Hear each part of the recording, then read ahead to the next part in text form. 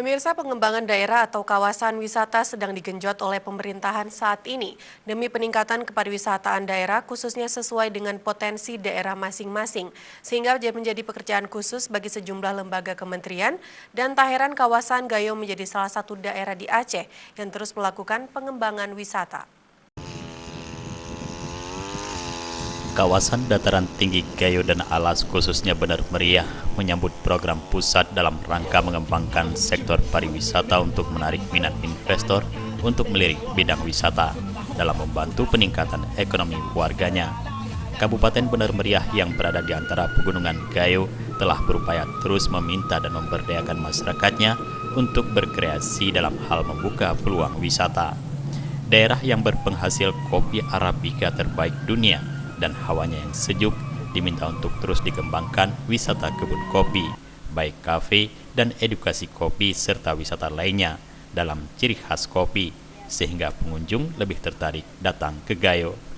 Tidak hanya wisata, sejumlah event terkait kopi juga terus digalakkan untuk menarik minat dan pendidikan untuk kaula muda, seperti kontes barista, kontes mananpi kopi bagi wanita, mendepe kopi hingga menggongseng kopi secara tradisional.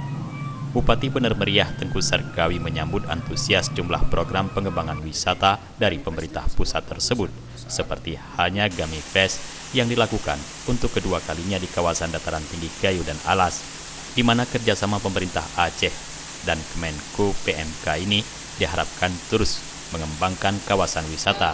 Dengan hasilnya adalah peningkatan ekonomi masyarakat dengan kunjungan wisata.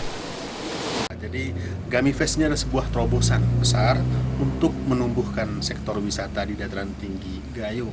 Harapan kami acara yang digagas begitu besar ini betul-betul akan menjadi bagian daripada upaya pertumbuhan pariwisata nasional khususnya di dataran tinggi Gayo. Apa sih yang menarik dari Gami Fest ini menurut pandangan Abu sendiri? Gami Fest ini adalah bahagian dari upaya mengekspresikan budaya Gayo, mengekspresikan potensi alam yang indah itu disuguhkan kepada publik, disuguhkan kepada masyarakat. Jadi Gami Fest ini sebuah jawaban sebenarnya dari potensi-potensi yang dimiliki oleh dataran tinggi Gayo.